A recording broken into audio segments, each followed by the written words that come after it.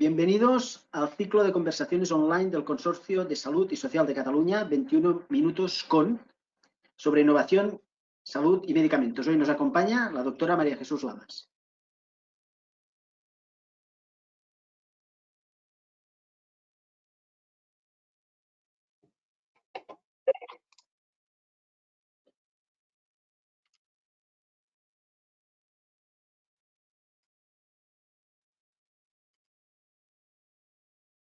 Hola a todo el mundo, hola a todas, hola, bienvenidas, bienvenidos. Hola, Chus.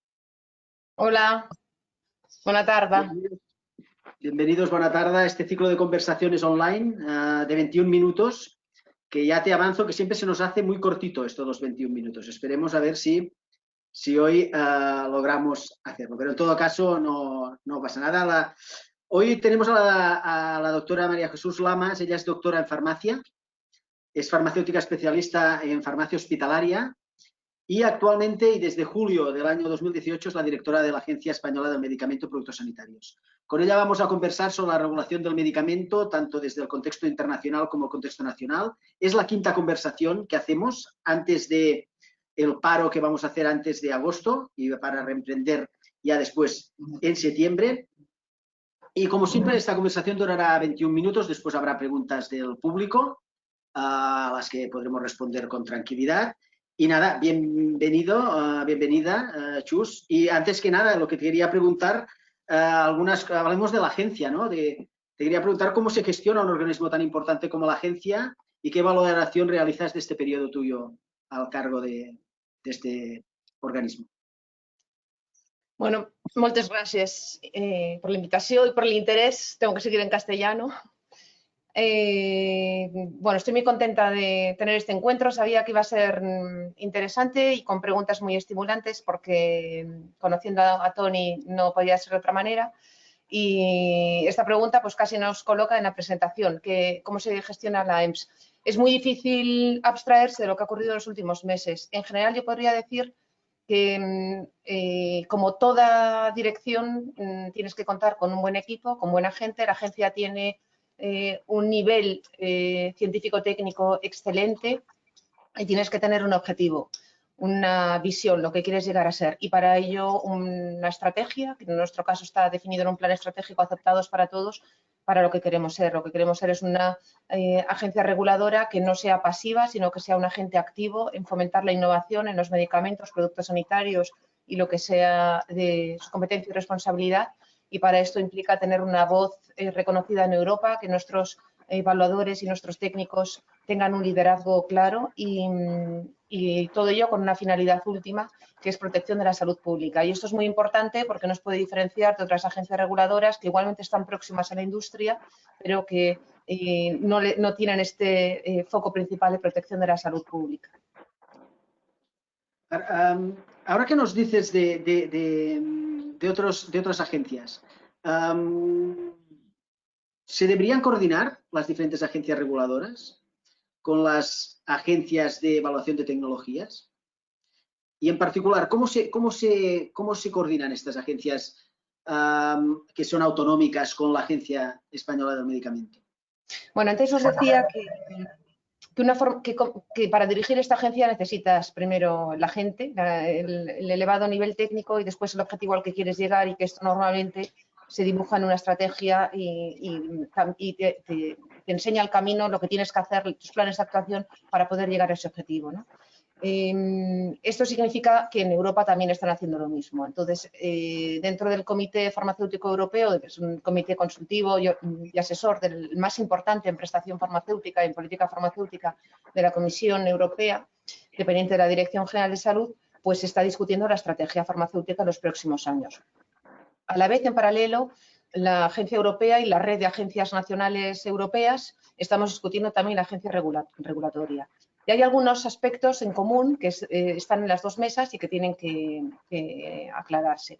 Y uno de ellos tiene que ver con esto, con cómo se confluye con agencias evaluadoras de tecnología. Es decir, cómo debe tenerse en cuenta al tiempo que se evalúa un medicamento para asegurarse que tiene esto que nos dice la directiva europea, un balance beneficio-riesgo favorable. Además de eso, tiene el valor necesario o suficiente para que sea interesante a los sistemas nacionales de salud. Y yo iría un poco más allá, no es parte de la estrategia regulatoria, pero sí que es de la estrategia de política farmacéutica de la Comisión Europea y de hecho es una estrategia de la propia comisaria, que es cómo se incentiva la innovación en Europa al tiempo que se mantiene la sostenibilidad o se garantiza la sostenibilidad de los sistemas nacionales de salud. Y este es un caso muy particular de medicamentos que no ocurre para otras áreas de innovación tan pujante o que estén también a la vanguardia del conocimiento científico. En el caso de los medicamentos se da esta peculiar circunstancia de es un objeto de vanguardia de conocimiento científico, es una atracción de la innovación, fomenta la economía del conocimiento, pero al mismo tiempo los productos que salen de este proceso se ponen en la puerta de los sistemas nacionales de salud que tienen que poder pagarlos. Y ambas cosas tienen que ser compatibles entre sí. ¿Cómo se está haciendo hasta ahora? La estrategia nos definirá cómo y el sitio que debe tener cada agencia y cada institución. ¿Pero qué estamos haciendo hasta ahora? Pues se están fomentando diálogo temprano, paralelo, entre EUNETA y EMA o agencias reguladoras europeas. EUNETA es una red nacida de planes de acción de la Comisión Europea, donde se juntan agencias de evaluación de tecnologías sanitarias y en España participamos varios, en Cataluña participáis y la agencia también por la parte de medicamentos. Y la idea es que determinados objetivos principales de los estudios, que determinada metodología que le vamos a pedir a los ensayos clínicos de los medicamentos sean aceptables desde el punto de vista de la evaluación de tecnologías sanitarias para que después la evaluación final pueda ser coincidente y no divergente como ha ocurrido en algunas ocasiones. Vale, porque hay un tema, y tú has puesto la palabra sostenibilidad, creo, en algún momento. Hay un tema que siempre es como que causa como mucha discusión, ¿no? Que es todo el tema de si los dictámenes de la EMA o los dictámenes de la agencia española deberían contemplar aspectos de coste-efectividad de los tratamientos. Este es un tema que siempre está en discusión. Y quería conocer tu opinión, si deberían o no. Y antes de que nos lo cuentes, se lo vamos a preguntar también a las personas que nos están viendo y escuchando. Ahora aparecerá en la imagen pues una pregunta, básicamente, donde les preguntamos a las personas si creen que debería incorporar los criterios de coste-efectividad estos dictámenes de la EMA o de la agencia española. La respuesta es que sí, o la respuesta es que no. Es decir, que hay quien piensa que esto compete a los aspectos de financiación y que las agencias reguladoras pues solo tienen que hacer la parte de seguridad y eficacia. Bueno, lo preguntamos, pero queríamos saber tu opinión porque es muy relevante. Bueno, mi opinión es que no, pero voy a explicarme, porque esto no quiere decir que los reguladores tengamos que vivir en una burbuja aislados de la realidad social, porque como decía antes, hay que ser muy conscientes de que el producto final de la innovación farmacéutica y de la regulación farmacéutica es un producto que se pone a las puertas de los sistemas nacionales de salud y se pide que sean financiados en casi todos los países de la Unión Europea de una manera u otra en un porcentaje muy elevado con fondos públicos que vienen de los impuestos de los contribuyentes. Por tanto, no podemos aislarnos de eso.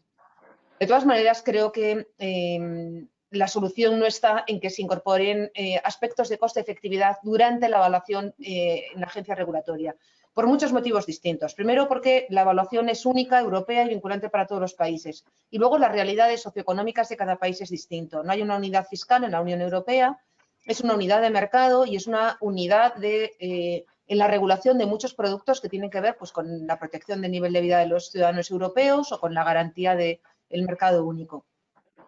Pero no hay una unidad a todos los niveles. Por tanto, pensar que distintos sistemas económicos deben de regirse por las mismas normas en cuanto a coste-efectividad o a umbrales que uno está dispuesto a pagar, pues es mucho suponer.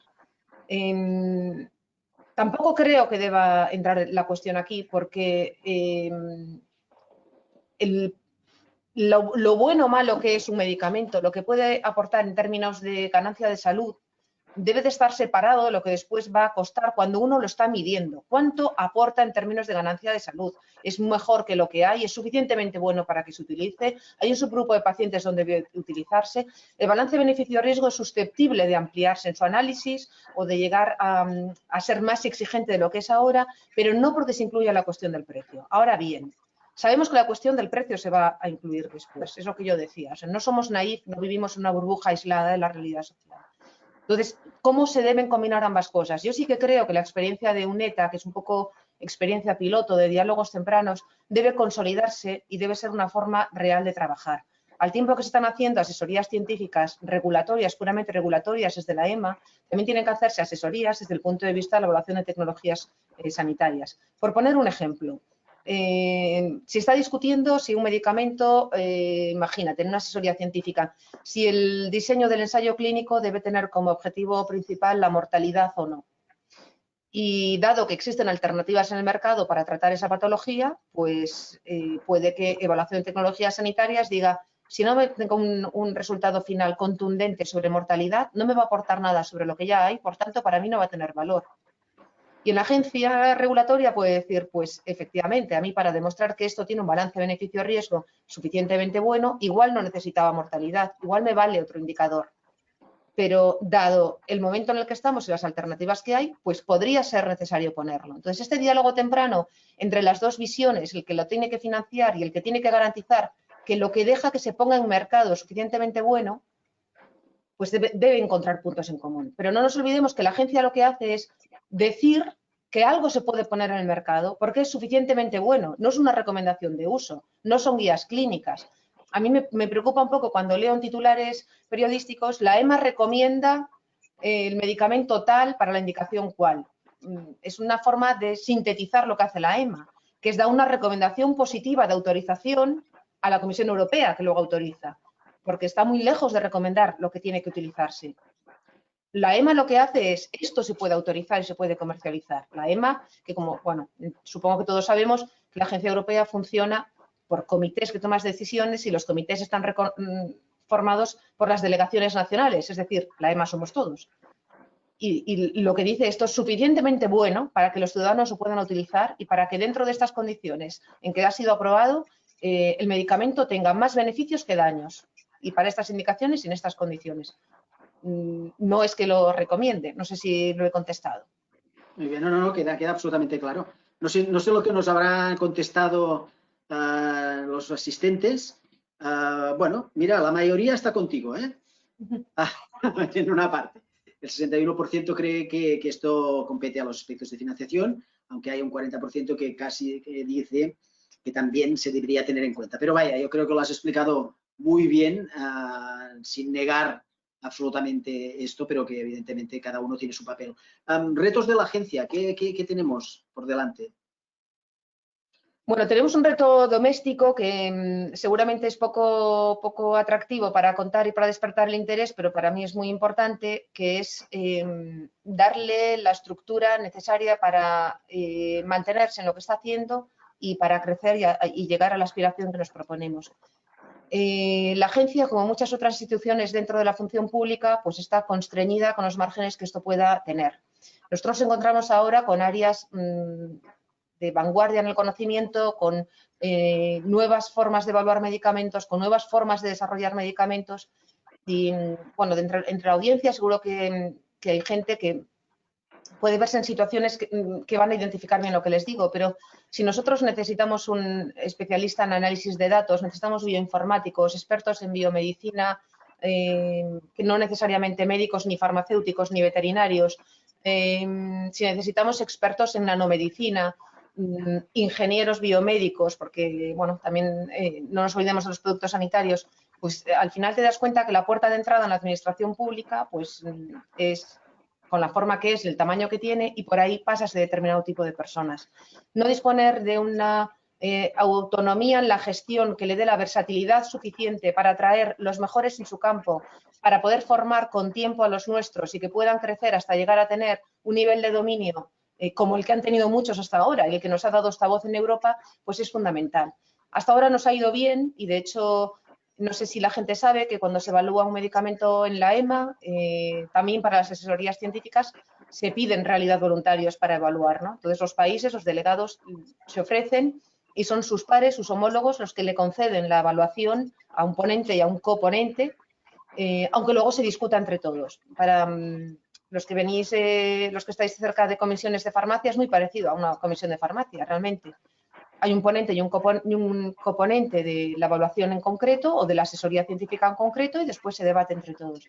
Y España, en algunas de las áreas terapéuticas, pues está muy bien valorada y nosotros podemos evaluar esos medicamentos, lo que supone tener el mayor conocimiento sobre ese medicamento, que una vez que eres el ponente de ese medicamento, su responsabilidad sobre las siguientes variaciones durante todo su ciclo de vida corresponde a nuestro país. Y esto hay que mantenerlo. Este nivel al que hemos llegado y este nivel de reconocimiento hay que mantenerlo y crecer en áreas que están creciendo y que hasta ahora no estaban contempladas en la agencia. Para mí es el reto doméstico más importante. Y luego, fuera de la agencia, lo que puede interesar más a los que lo veáis desde fuera, nosotros nos habíamos propuesto en la misión dar garantías sobre la calidad, eficacia y seguridad de medicamentos, productos sanitarios y todos nuestros productos, que es evidente, y aumentar el conocimiento científico-técnico en la sociedad. Creo que durante esta crisis de estos últimos meses se ha visto cómo la agencia puede trascender del ámbito meramente regulatorio de aprobación de fármacos, farmacéutico, farmacólogos, industria, y tiene un impacto real en la vida de las personas y es un tractor de la innovación y es un catalizador de la innovación. Y esto nosotros sabíamos que teníamos ese potencial y creo que no habíamos sido capaces de cristalizarlo. Y en estos últimos meses lo hemos visto, pues en muchos desarrollos de prototipos de respiradores dentro de protocolos de ensayos clínicos, de investigaciones clínicas que hemos instado desde aquí, dando asesoría y guía a empresas de cosméticos o de productos sanitarios que abrían plantas nuevas de producción de mascarillas o de otros productos sanitarios que eran necesarios para paliar la crisis. En muchas circunstancias, en muchas cosas nos hemos visto que somos catalizadores de la innovación y que esto además tiene un impacto directo en salud pública, que es nuestro objetivo, pero también dinamizador de la economía del conocimiento. Mira, tenía estas preguntas para más tarde, pero ya como has entrado en el tema estrella, ¿no? El tema estrella obligado, ¿no? Que es lo del COVID-19, tengo que preguntarte, ¿cómo lo has visto esto? ¿En qué crees que hemos acertado y qué haríamos diferente? Bueno, es la experiencia más intensa y extrema que he vivido en mi vida desde el punto de vista profesional y personal, ambos. En el personal a todos nos ha podido resultar muy intenso, pero en mi caso desplazada, con mi familia lejos y bueno, y lo que esto supone de preocupación por su salud y, en fin, eso la audiencia se puede imaginar. Todos los que hemos participado de una forma tan intensa, el otro día les decía, es que hemos estado tan cerca del fuego que nos ha cambiado la mirada para siempre, ya nunca vamos a poder volver a ver las cosas igual. No sé, igual no, igual la naturaleza humana hace que estas experiencias tan intensas se olviden, se asimilen y volvamos al mismo nivel de preocupación de antes y el umbral esté en el mismo sitio, pero desde luego ahora está todavía distinto. Me he preguntado muchas veces qué hemos hecho mal, porque el resultado de todo aquello que fue competencia de la agencia ha sido bueno. No me duelen prendas decirlo, es que creo que han sido bueno, aunque pueda pecar de inmodestia. Entonces estaba buscando qué pudimos hacer mejor. Y creo que hay un punto en que no ha sido lo mejor posible. Teníamos la intención de que todas las terapias que se estaban probando estuvieran canalizadas dentro de protocolos de ensayo clínico, porque éramos conscientes que se iba a ir aprendiendo a manejar la enfermedad al tiempo que se aprendía.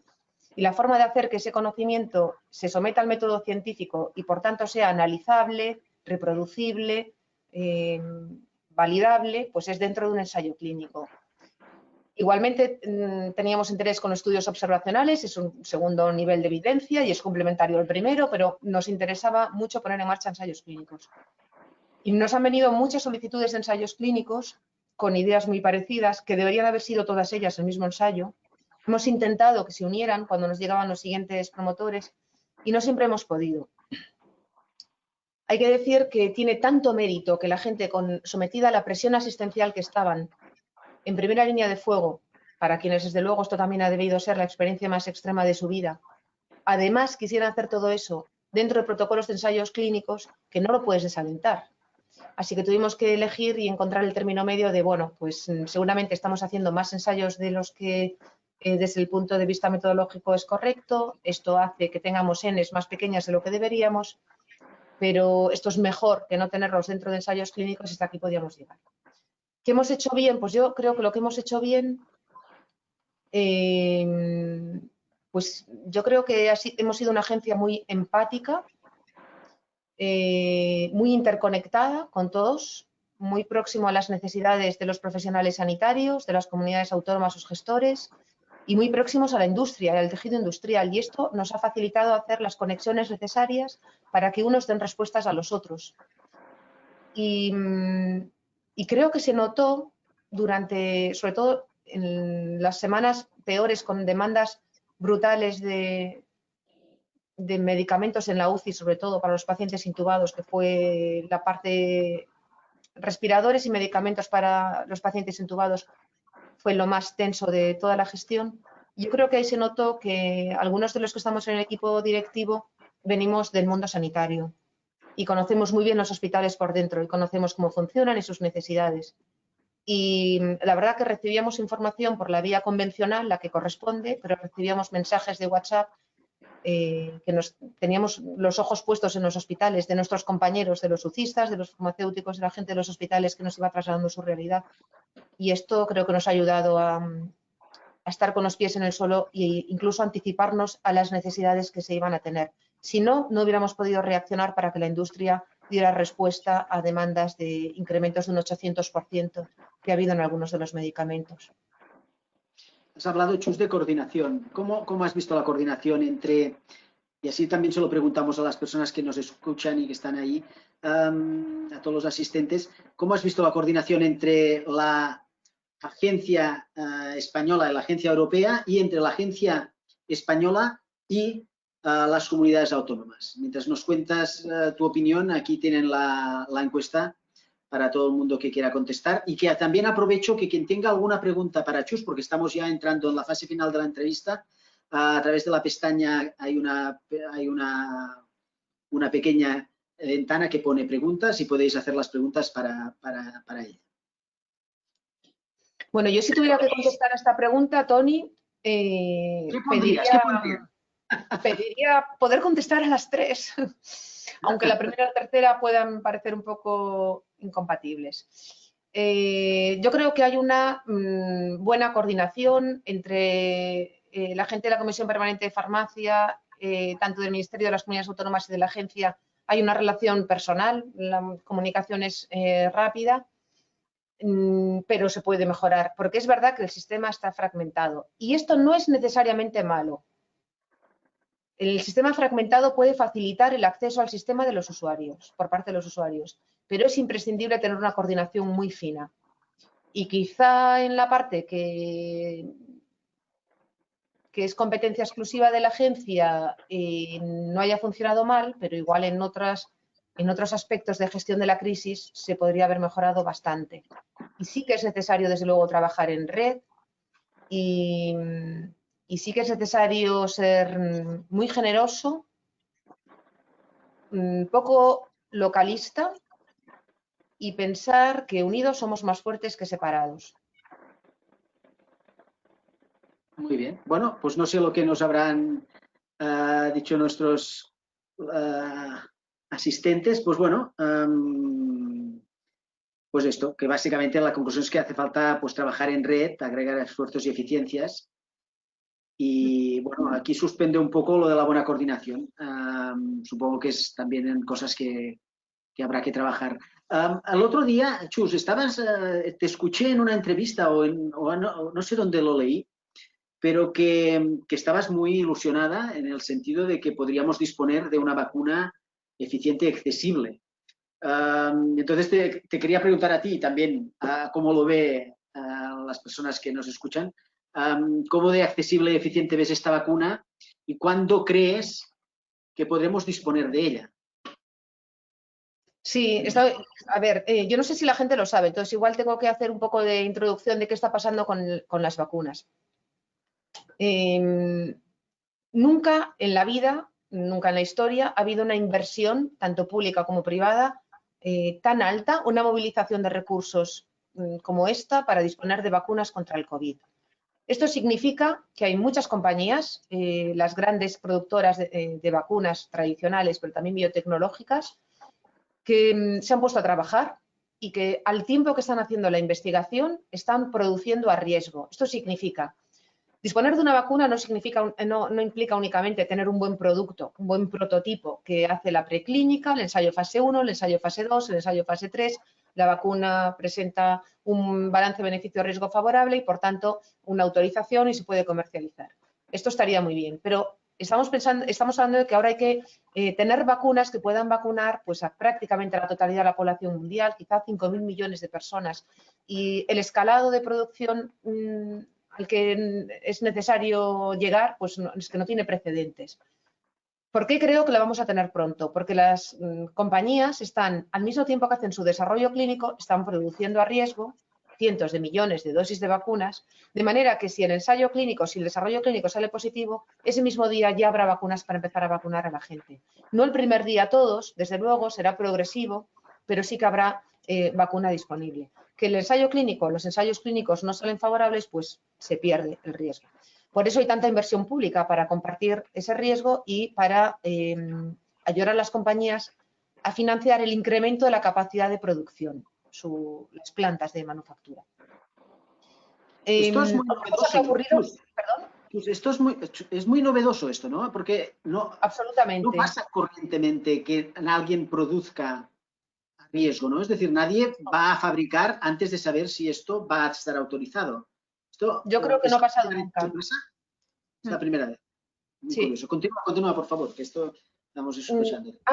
Decía que hay varios factores que explican esto, ¿no? Uno es, pues esto, la elevada inversión y compromiso. Luego, si queréis, os cuento lo que está haciendo el Grupo Europeo, en el que estoy inmersa yo, que estoy en el comité directivo, y César Hernández, el jefe del Departamento de Medicamentos de Uso Humano, en el equipo negociador. Si queréis, os cuento eso también. Pero en general, no solo Europa, pues Estados Unidos oímos y leemos en prensa continuamente que a través de BARDA, el Instituto de Financiación de Emergencias Sanitarias, pues han puesto 500 millones de dólares en una compañía, 1.000 millones de dólares en otra, 800 millones de dólares en otra. Y esto se está utilizando no para financiar ensayos clínicos que no cuestan esa cantidad, ni muchísimo menos, sino para financiar plantas de fabricación, para aumentar su capacidad de producción. Pero además es que los grupos de investigadores, tanto los académicos, que ese es el nivel de investigación que teníamos en España, más bien a nivel académico, como las pequeñas biotecnológicas que pueden estar en un paso intermedio entre la investigación académica y la producción industrial en masa, lo que han hecho ha sido aprovechar el conocimiento que previamente traían. Y hay muchas empresas, muchas compañías biotecnológicas pequeñas o grandes que han aprovechado plataformas en las que han estado desarrollando el virus del Zika, el virus del VIH, el virus del ébola, para ahora introducir el antígeno del SARS-CoV-2 de una manera u otra y con estas mismas plataformas lanzar los estudios. Esto significa que en aquellas plataformas que ya se habían hecho preclínica, pues muchas de estas plataformas nunca se han autorizado en una vacuna. No hay vacunas de mRNA, por ejemplo. Pero, sin embargo, había muchos estudios en preclínica con vacunas de mRNA. Entonces, mucha de la parte de toxicología y de calidad de mRNA ya estaba hecho. No se parte de cero en la investigación. Se aprovecha una parte del conocimiento que ya se tenía y una parte del desarrollo que se habían hecho con estas plataformas, vectores virales, mRNA, proteínas, subunidades proteicas, y se incorpora el antígeno. Entonces, la investigación es más corta y, por otra parte, la producción se hace a la vez que se va haciendo la investigación. ¿Estarías de acuerdo con lo que nos dicen las personas que asisten a este webinar, a esta conversación sobre la accesibilidad a la vacuna?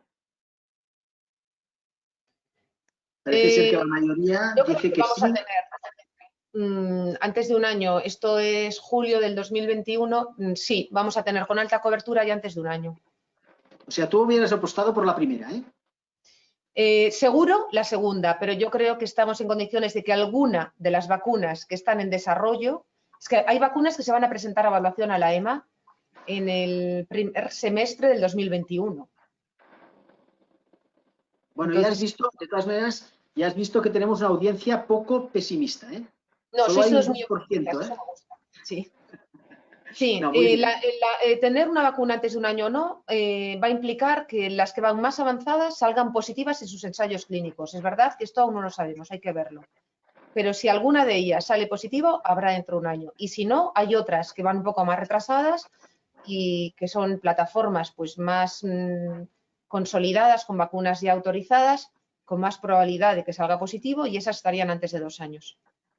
Voy incorporando ya las preguntas del público, porque a medida que se van mezclando con los temas que estamos tratando, y así ya Vale. lo mezclamos todo. Porque con el tema de las vacunas alguien nos preguntaba, porque esto puede pasar que sea como ha pasado con otros tratamientos, que necesitemos varias vacunas para cubrir el 100%. Es Sí, decir, sí, absolutamente. Sí, no solo tiene que aprobarse una, tienen que autorizarse varias, porque ninguna vacuna, su máxima capacidad de producción, podría cubrir 5.000 millones de personas. Entonces, para llegar a esto se necesitan varias vacunas, bastantes vacunas, con distintas capacidades de producción. sí, lo que pasa es que la pregunta no era tanto de capacidad de producción, que está bien, porque era una pregunta interesante también esta, sino el hecho de que tú tengas que, para vacunarte, para tener una cobertura al 100%, tengas que vacunarte con 2 productos distintos. Por Eso ejemplo, puede ser. la multiterapia para el SIDA, pues la multivacuna para la protección total. ¿Esto es posible que vaya por aquí? Esto Esto alguien nos preguntaba. podría ser, pero es muy pronto para decirlo. Esto tiene que ver, bueno, primero es que hay tanto por saber todavía. Primero tenemos que saber el nivel de inmunogenicidad que dan las vacunas. Hasta ahora, esto es una cosa que se acepta hasta ahora, pero que hay que verlo, porque el coronavirus está enfrentando a situaciones por primera vez en muchas cosas. Siempre es la primera vez que para muchas cosas con el coronavirus. Pero hasta ahora es nivel alto de anticuerpos, mayor duración de la inmunogenicidad. Por tanto, si las vacunas consiguen niveles altos de anticuerpos neutralizantes, y luego no sabemos también qué capacidad de inmunidad celular puede despertar, pues podría tener una duración de su inmunogenicidad más larga. Aún así, hay que ver cómo es esta cinética de anticuerpos y ver lo que ocurre. Podría ser que la misma vacuna requiera de un booster con una plataforma distinta después. Si a lo que están pensando es a si va a haber cambios antigénicos, como ocurre con el virus de la gripe, que entonces estamos pensando en campañas estacionales, bueno, no parece que vaya a haber cambios antigénicos que se requieran campañas estacionales, porque nunca un virus ha tenido una expansión tan explosiva con un seguimiento de su secuencia tan exhaustiva, y no se han encontrado cambios mutacionales que cambien significativamente su comportamiento clínico o epidemiológico. Entonces, esto no parece que vaya a ocurrir.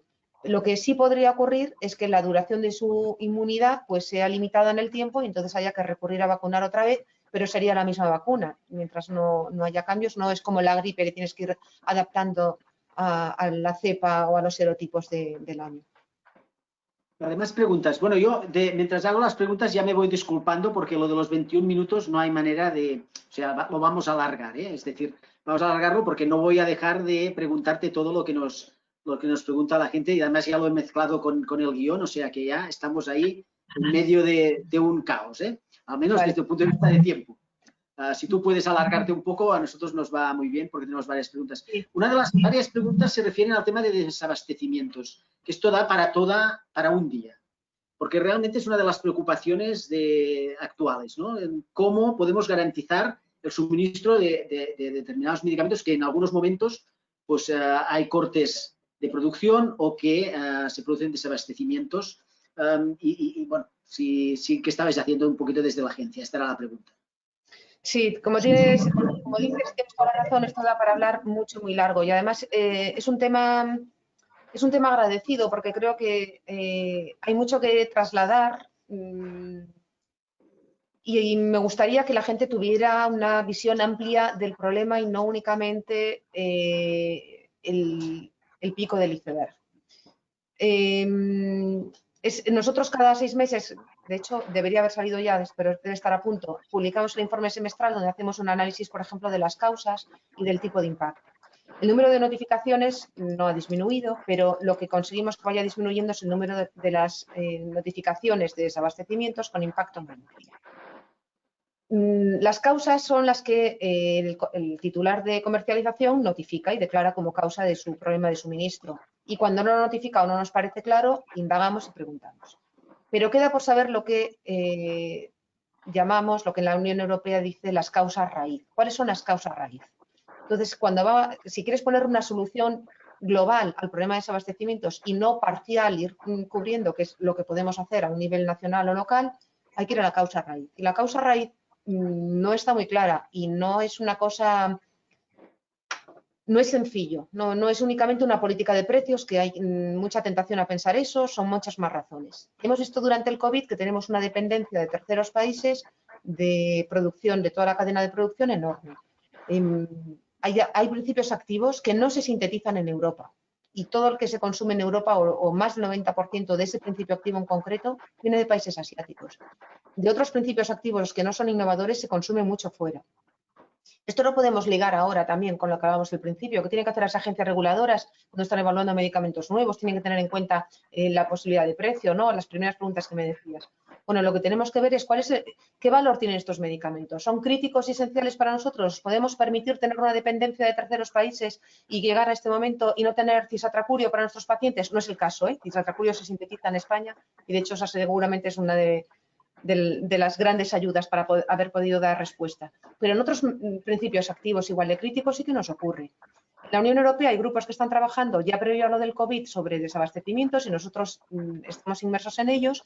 Y entonces una de las preguntas es, ¿tenemos una dependencia de terceros países? ¿Hay que traer otra vez industria hacia Europa? Y aquí de nuevo hay que volver a hacer un equilibrio muy delicado. No podemos deshacer la globalización, esto, y menos en un sector. O sea, imaginaos lo que podría suponer el precio final de un medicamento, que ahora parte de ese medicamento se desarrolla en China si todo viene a costes de producción o costes laborales europeos. Los países europeos están dispuestos a asumir una protección de los medicamentos críticos o de los medicamentos esenciales o de todos, como para asegurar que se produzcan en Europa. Y esa es una pregunta a la que hay que responder. Seguramente lo que hemos visto después de la crisis COVID es que algunos sí, que hay medicamentos críticos que no nos podemos permitir depender de terceros países y que sí que hay que garantizar cierta producción en la Unión Europea y compartirla, no cerrar fronteras cuando uno tiene miedo a que no le llegue para su país, porque entonces la suficiencia nacional no existe. Ningún país puede producir sus medicamentos necesarios.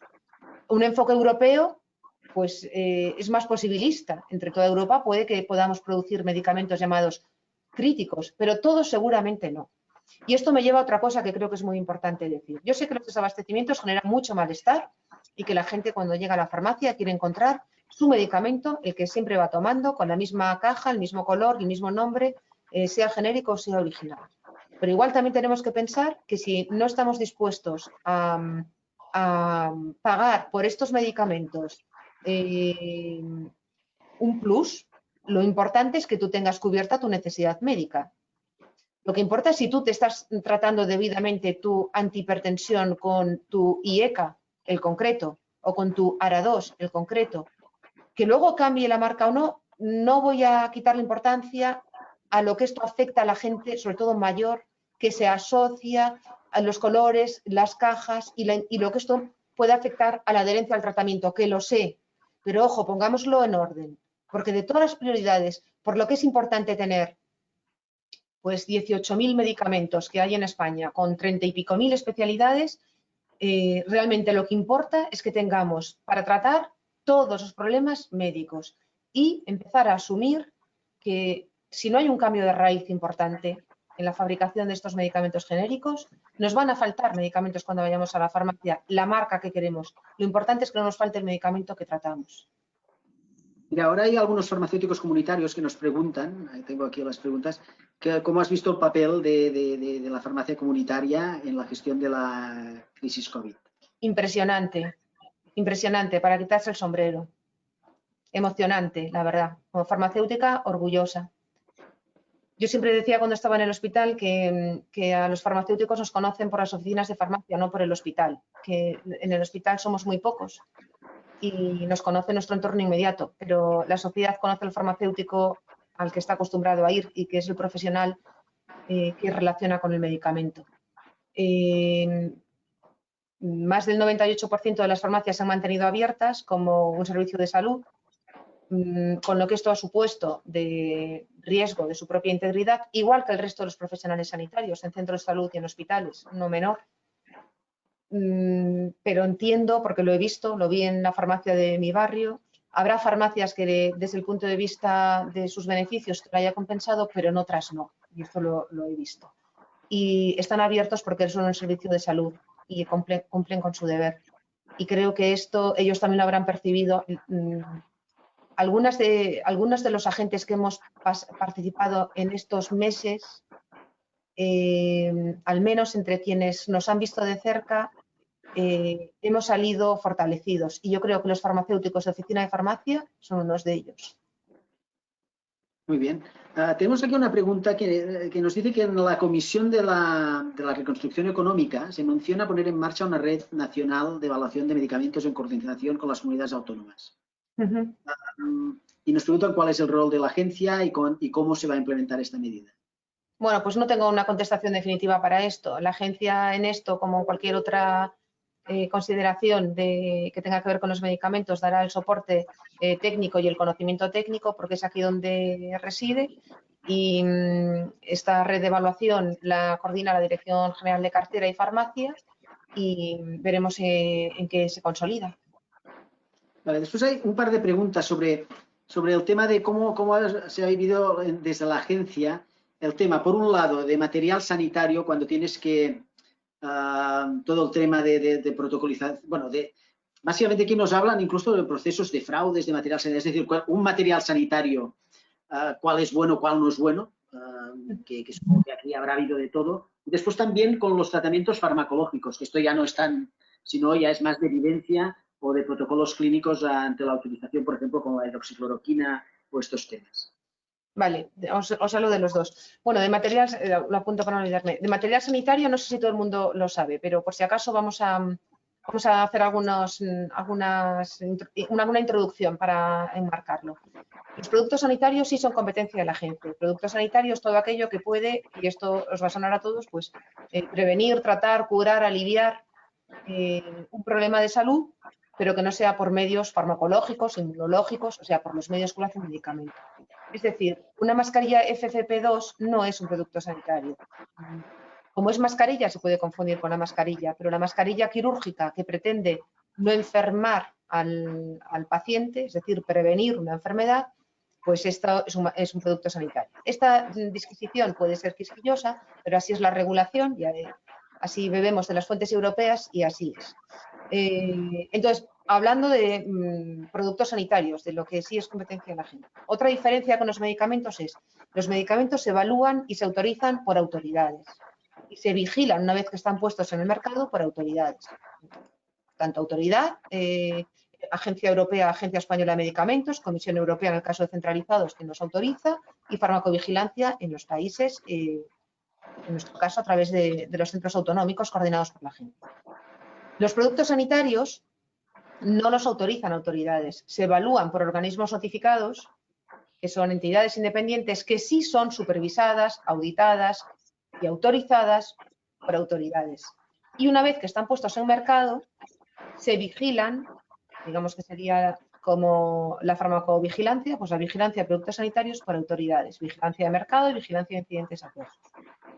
En el caso de los productos sanitarios que han entrado de forma masiva ahora, bueno, en la agencia hay una página web, hay un enlace web donde están colgados todos aquellos productos que se han identificado en la Unión Europea que no cumplen especificaciones de la legislación, que por tanto no deben utilizarse. La vigilancia consiste, los inspectores tienen la competencia de las comunidades autónomas, a través del Comité Técnico de Inspección se coordinan desde la agencia, se detectan los productos que pudieran no ser conformes, se retiran y se comunican a la red de vigilancia o de control de mercado español y europeo. Y esa información circula entre todos y estos productos que se han encontrado están colocados en la página web de la agencia. Pero para que, no sé, os hagáis una idea, en enero, cuando teníamos miedo que la epidemia en China, que lo que temíamos era el impacto de la epidemia en China, nadie pensaba en aquel momento que en España fuéramos a vivir lo que vivimos, nosotros con miedo a que afectara nuestra cadena de producción, tanto de productos sanitarios como de medicamentos, pues pedimos planes de contingencia a la industria y, bueno, fuimos explorando distintos pasos y en España había 9 plantas que fabricaban mascarillas. Y de esas 9, ninguna tenía una fabricación enteramente española. Todas dependían en parte o en gran medida de China. Había algunos que lo único que hacían en España era el reenvasado final, venían hechas, cosidas y pegadas ya desde China. En este momento hemos concedido 60 autorizaciones temporales, licencias de fabricación temporales, en un periodo que se abrió bajo el decreto de alarma para conceder licencias temporales de fabricación para dar respuesta a estas necesidades. Si en aquel momento estaban, no me acuerdo cómo eran las cifras, que se ha multiplicado por cientos el número de mascarillas que se utilizan ahora. Y tenemos todavía, creo que eran otras 40 plantas que en ese periodo transitorio donde podían solicitar autorización temporal se aceptaron y las estamos evaluando. Desde luego, a estas plantas de producción les pedimos lo mismo que hubiéramos pedido antes de la pandemia. Ni un requisito de calidad ni seguridad menos. Pero es verdad que a través de las importaciones masivas, compras que ha hecho el Ministerio, que han hecho las comunidades autónomas y que han hecho empresas, han entrado material subóptimo. Afortunadamente se ha identificado y se ha retirado, pero ha sido un momento donde era imprescindible importar porque ningún país europeo tenía capacidad para producir, para cubrir sus necesidades y en la importación han entrado cosas que no se pueden utilizar. Y en los protocolos clínicos, bueno, me imagino que se refieren, no sé, porque claro, de hidroxicloroquina se puede hablar desde muchos puntos de vista. Supongo que a cómo se puede extender el uso de un medicamento sin evidencia científica. ¿Puede ser que sea eso la inquietud o qué? Sí, más o menos, sí. Habla en general, pone el ejemplo de la hidroxicloroquina, sí. Ahora parece que ya lo sabemos todo, pero vamos a volver a la primera semana de marzo o las últimas de febrero. Los únicos tratamientos que podríamos pensar que iban a ser activos contra el virus eran aquellos que en estudios in vitro habían demostrado actividad frente al virus. Entonces, una vez que esa molécula ha pasado ese filtro, in vitro es activo, hay que ver si la CI50 de la molécula permite que cuando se convierte en un medicamento humano se pueda utilizar en dosis aceptables para el organismo. Algunos de estos medicamentos tan prometedores activos in vitro, si los llevas al equivalente que deberías utilizarlo en dosis como tratamiento para que alcance esa concentración en el sitio donde se encuentra el virus, son inaceptables, son dosis que no se podrían utilizar. Esas ya se descartan. Y otros donde sí se podría hacer esa traslación, merecía la pena probar porque no había otra cosa. De ahí lo que decía antes, que para nosotros era muy importante que puesto que se iba a probar basado en datos preclínicos, en datos previos hechos en otros virus, porque se había estudiado hidroxicloroquina en dengue, en Zika, no sé si en alguno más, sin éxito también, por cierto. Pues lo importante era tratar al tiempo que se generan ensayos clínicos, que se genera evidencia científica dentro de ensayos clínicos. Y lo que hemos hecho ha sido ir actuando en función de la evidencia que se ha ido generando. En cuanto se ha demostrado de una forma sólida, no con el estudio del que hubo que retratarse, un estudio observacional metodológicamente malo, cuestionable y con datos no creíbles, ese no. Pero cuando han salido los ensayos clínicos como el Recovery o los datos de Solidarity y empiezan a salir ensayos clínicos de verdad, y dices, bueno, si este medicamento no es útil en la enfermedad avanzada, en enfermedad grave, se retira. ¿Y qué hemos hecho? Parar el reclutamiento de los brazos en los ensayos en España en esa indicación y pedir a todos los investigadores análisis interino de seguridad para ver si se había encontrado algún problema de seguridad nuevo que no se conociera de hidroxicloroquina.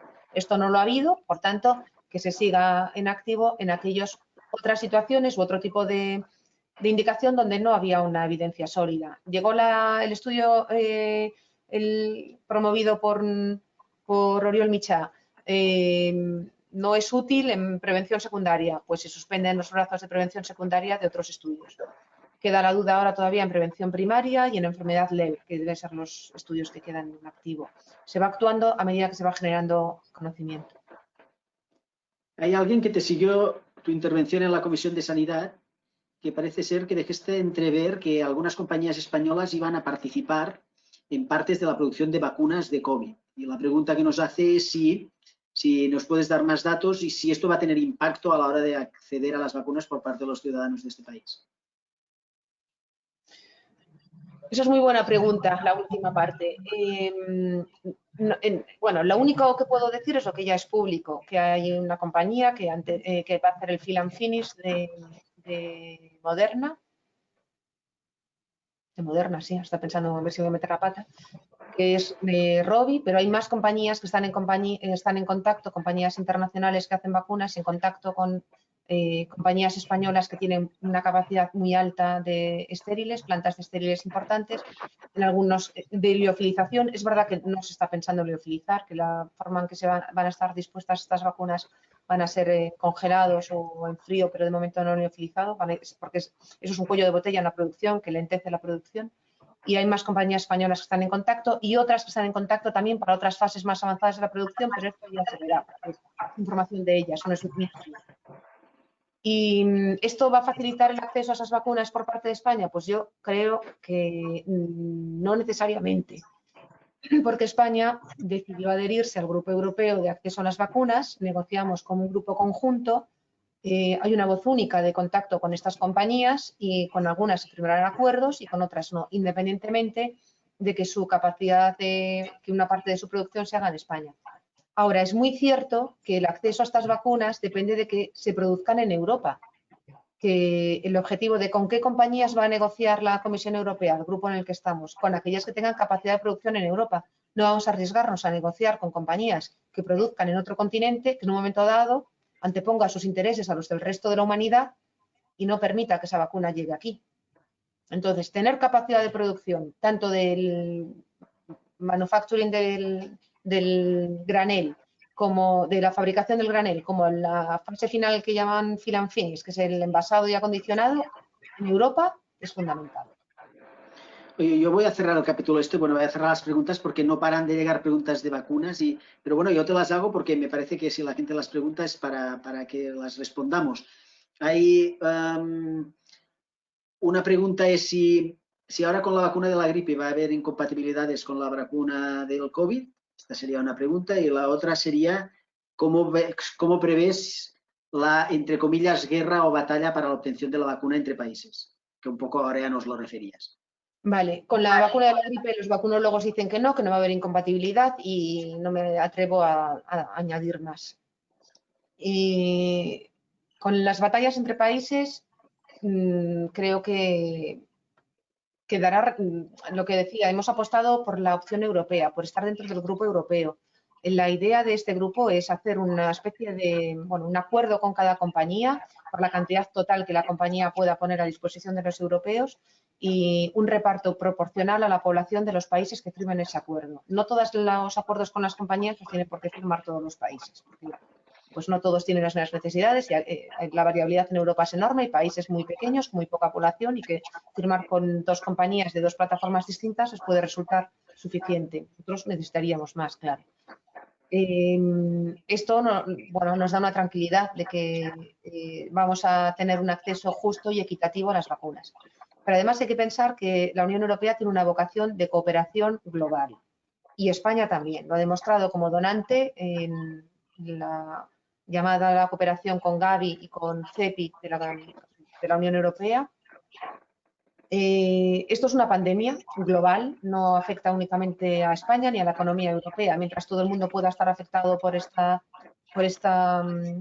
virus, por esta enfermedad, la seguridad de todos está en juego. Mientras no estemos todos protegidos, no está ninguno. Y esto pues lo hemos visto también durante estas últimas semanas. De poco, no sé, si necesitas el ejemplo muy práctico de los medicamentos que necesitábamos de países que en ese momento no tenían plantas de producción en algún país asiático donde no tenían trabajadores porque estaban enfermos y las plantas estaban cerrando. Es que no, todos necesitamos de todos. Es que las visiones localistas son suicidas. Entonces hay que pensar en que tenemos que ayudar a que tengan vacunas, no solo los europeos, también el resto. Los acuerdos de la Unión Europea, lo que hace es financiar la capacidad de las compañías de aumentar su capacidad de producción. La capacidad de producción, pues, vale para nosotros, para lo que le compremos nosotros y para lo que están fabricando para otras regiones del mundo. Esto, Chus, hace 2 semanas que un epidemiólogo muy bueno, muy respetado, que fue director de Salud Pública aquí, Antoni Plasencia, nos recordaba, nos decía que la salud va a ser global o no será, y nos ponía el ejemplo de que esto era como que una comunidad de vecinos donde el que molesta está a 10.000 kilómetros y que, sí. Y que todo esto se ha globalizado. La verdad es que yo creo que tu respuesta da mucho, bueno, yo creo que da mucho para reflexionar sobre cómo lo global también nos afecta en todo esto. Una última pregunta de las personas que nos están escuchando, porque ya he cerrado hace un rato, porque si no, no vamos a terminar hoy. Va del IPT y la pregunta es muy concreta. Dice, ¿incluirá el IPT evaluación económica o impacto presupuestario antes de un año? Y si la respuesta fuera positiva, cualquier detalle sería bienvenido. Bueno, yo creo que esto tenéis que invitar a Patricia Lacruz y os lo contesta mejor ella. Vale, por lo tanto, ahí lo dejamos, ¿no? Se lo vamos a preguntar a Patricia. Mira, yo, para terminar, y porque hay una pregunta que no me resisto a no hacerte, porque es una cosa que yo ya viví en el 92, después lo hemos vuelto a vivir ahora, y quería saber cómo valoras, cómo valoraste en su momento la oportunidad perdida de traer la EMA a Barcelona o a España. Qué después dolor. Qué dolor. Qué dolor. Una pena. En la agencia, yo no estaba aquí, como ya sabéis, pero en la agencia no se han recuperado del golpe. Porque todos tenemos una idea de qué queremos ser y qué necesitamos de una agencia. Y en la regulación de medicamentos, los medicamentos más innovadores se evalúan por procedimiento centralizado por la EMA. Y si bien es cierto que los comités están compuestos por delegaciones nacionales y que los trabajadores son internacionales y de hecho España tiene bueno, hay muchas personas trabajando españolas en la EMA, la capacidad de estar, de influir, de quizás hasta de marcar carácter, pues no es la misma. Y bueno, ha sido una pérdida de oportunidad enorme para Barcelona, para España, para todos los que tenemos que ver con el medicamento en nuestro país, muy probablemente incluso para la industria farmacéutica española también, porque es un centro generador de conocimiento y movilizador de la innovación. Una pena, la verdad. Bueno, pues ya para terminar y como última cuestión, te queríamos decir que lo hacemos con todos los ponentes, que en 21 segundos, estamos jugando con el número 21, aunque ya a ver si logro cumplir lo de los 21 segundos, porque yo ya he tirado el reloj, voy a tener que comprarme otro, porque no soy capaz de hacer esto con el tiempo que nos marcamos, pero bueno, yo creo que es interesante y que por lo tanto es lo que tenemos que hacer. En 21 segundos, que nos des un mensaje de lo que tú, resumen de lo que hemos dicho o que te gustaría transmitir a los que nos están viendo ahora mismo. Vale, pues yo creo que el mensaje más necesario para los próximos meses es que todos los que tenemos criterio, y que por criterio es una opinión basada en un conocimiento y un dominio de la materia, transmitamos tranquilidad y seguridad sobre las vacunas. Es muy importante que nuestra sociedad tenga confianza en las vacunas. Pues queda clarísimo. Muchas gracias, Chus. Yo creo que nos hemos alargado, pero creo que valía la pena. Valía la pena alargarse. Te agradezco mucho, personalmente, no solo porque hayas estado aquí y nos hayas contestado todo sin ninguna cortapisa, sino, y lo quiero hacer extensible, yo creo, de toda la gente que nos escucha, el esfuerzo personal que estás haciendo, ¿vale? Porque yo creo que lo has explicado muy bien, has visto que el COVID nos ha llevado mucho tiempo y creo que las personas que estáis ahí delante de todo esto, la verdad es que lo estáis pasando como bastante mal y es un orgullo poder contar con vosotros. Nada más, gracias por tu tiempo, gracias por estar aquí, que continúes con muchos éxitos. Y nada, nosotros nos emplazamos ya para el 15 de septiembre, porque nosotros ya vamos a hacer un paro ahora en agosto de entrevistas. El 15 de septiembre nos vamos a ver ya con Lluís Bohigas. Lluís Bohigas, además, es economista, estuvo en el Ministerio durante un tiempo, también estuvo en la Generalitat de Cataluña, y con él vamos a tratar de temas de la economía del medicamento. Muchas gracias. Nada, ha sido un placer. Hasta la próxima. Ha sido preguntas, desde luego, como me esperaba. Espero que os hayan resultado de interés y no sé, a ver si no me he excedido. Espera, seguro que no, nos ha ido muy bien. Chus, muchas gracias, un beso y hasta la próxima. Adiós. Adeu, bona tarda. Adeu, bona tarda.